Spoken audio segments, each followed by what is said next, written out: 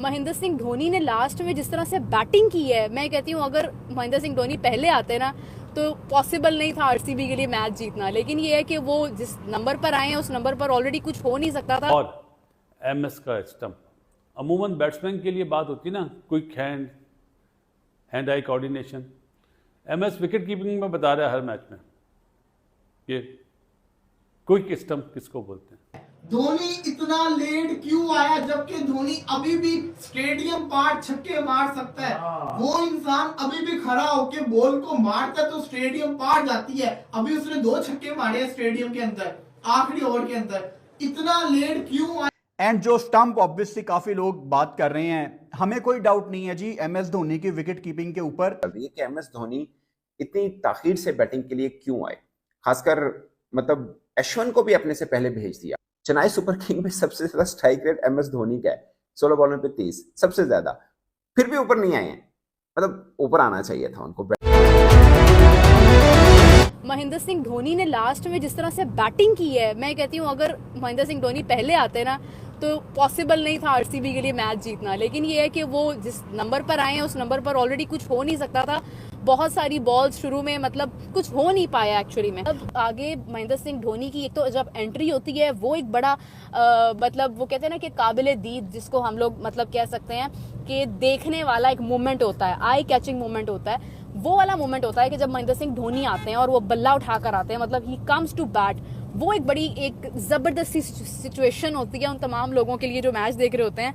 और दूसरी तरफ जब वो छक्के मारते हैं, मतलब लास्ट में उन्होंने आप देखें पांड्या को जैसे छक्के लगाए हैं वो बहुत ज़बरदस्त थे। मतलब मुझे लग रहा था बॉल्स कम होती जा रही थी। आखिरी जो मैं कहती हूँ अगर किसी ने लास्ट ओवर्स में मैच नहीं देखा ना वो उसका लॉस है, क्योंकि जो आखिरी 3 से 4 बॉल्स के ऊपर जो खेला है ना महेंद्र सिंह धोनी ने, oh my God, Noor Ahmad was about to do something, लेकिन ये है कि रन्स ऑनबोर्ड ज़्यादा थे, बहुत मुश्किल हो रहा था और आरसीबी ने अपना दूसरा मैच जीत लिया है। भाई इस बार मेरी सपोर्ट मुझे लगता है कि आरसीबी को ले जाएगी।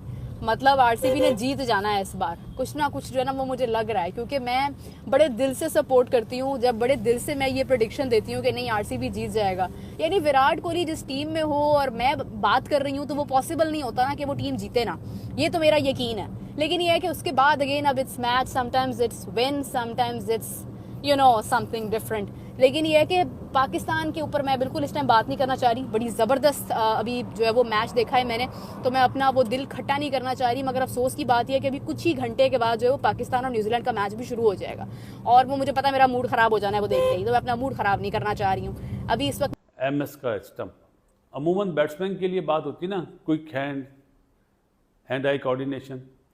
एमएस विकेट कीपिंग में बता रहा है हर मैच में कि क्विक स्टंप किसको बोलते हैं, ग्लव्स वर्क। अब तो ग्लव्स वर्क बोलते हैं, विकेट कीपिंग नहीं बोलते, ग्लव्स वर्क। एमएस ही है जी।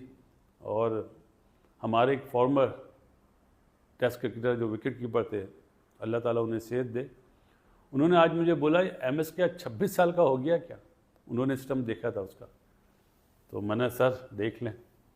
बोलते यार बहुत क्विक स्टंप करता है, क्योंकि लाजमी बात है form is temporary, class is permanent. तो वो क्लास तो है ना। बंदर को अगर आप 10 साल एक बंद पिंजरे में बंद कर दें ना और उसको खोलें 10 साल बाद, तो सबसे पहले वो गुलाटी मारेगा, गुलाटी मारना नहीं भूलेगा। और एमएस प्रैक्टिस करे ना करे ग्लव्स वर्क तो उसका टॉप क्लास है जी।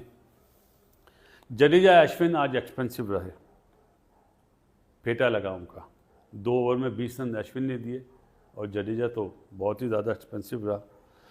197 के टारगेट में 6 ओवर 36 बॉलों में 30 रन बना के 3 आउट हो चुके थे सीएसके के, तो यहीं से वो बैकफुट पे चले गए। इसके बिल्कुल बरक्स विराट कोहली की आरसीबी ने एमएस धोनी की सीएसके को आखिरी बार चेन्नई के अंदर जब शिकस्त दी थी, तो आईपीएल में अभी भी कुछ क्रिकेटर ऐसे होंगे जो शायद पैदा ना हुए हों, या शायद सिर्फ पैदा ही हुए हों। यानी 17 बरस गुजर गए इस बात को।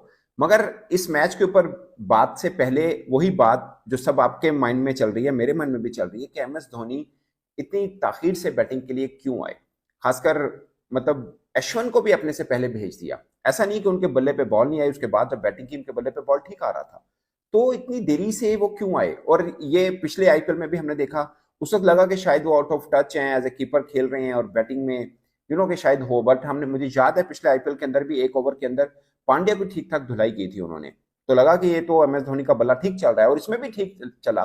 जब हेजलवुड का ओवर खेला तो बल्ले के ऊपर ठीक बॉल आ रही थी। धोनी जब लास्ट ओवर में चार्ज कर सकते हैं, वो के छक्के भी मार सकते हैं, चौके भी मार सकते हैं, एंड ऑफ द डे उनकी इनिंग में 187 का स्ट्राइक रेट है। हालांकि शुरू में 2-3 बॉलें उन्होंने डॉट खेली हैं, 187 के स्ट्राइक रेट के साथ आई गेस के सबसे ज्यादा इनका है। यस, चेन्नई सुपर किंग में सबसे ज्यादा स्ट्राइक रेट MS धोनी का है, 16 बॉलों पे 30, सबसे ज्यादा।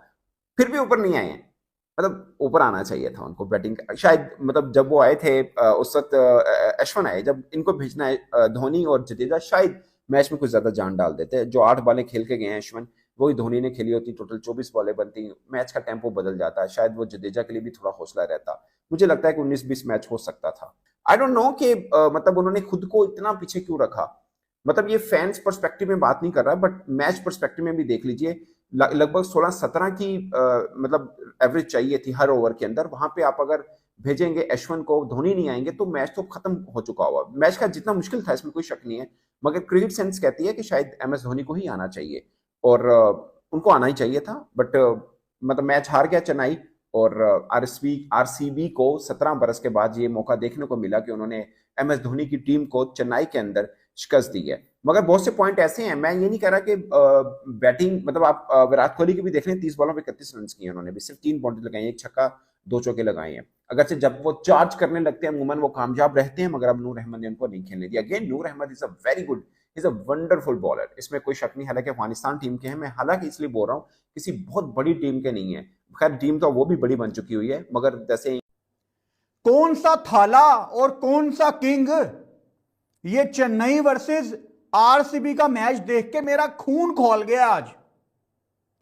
अगर MS धोनी ने अश्विन के बाद बैटिंग करने आना है और रायडू ने कमेंट्री में 27 बॉलों पे 98 चाहिए, तो यह कहना है कि MS धोनी थोड़ा सा टाइम लेंगे, और सिद्धू बाजी ने यह कहना है कि जब धोनी आते हैं तो फूल खिल जाते हैं, तो बंद करो IPL यार।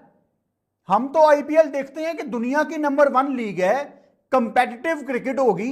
ये तो सारे ऐसे लगते हैं जैसे फैन बॉयज हैं।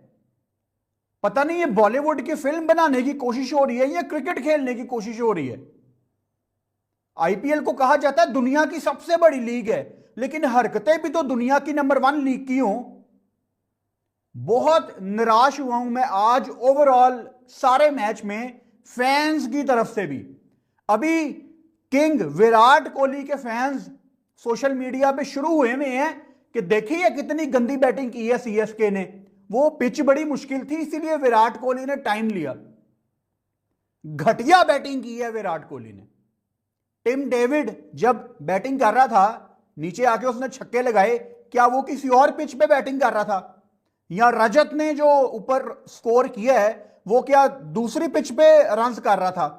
या फील्ड सॉल्ट जो कि कोहली की डॉट बॉल की वजह से प्रेशर में आ रहा था, वो क्या डिफरेंट विकेट में मैच खेल के गया है? यार आपने क्यों अपने फेवरेट प्लेयर्स को बैक करने के चक्कर में क्रिकेट की बैंड मार दी है? क्यों? कैसे क्रिकेट फैन है यार आप लोग? हम आज से 10-15 साल पहले ऐसे क्रिकेट फैन प्रोड्यूस नहीं करते थे।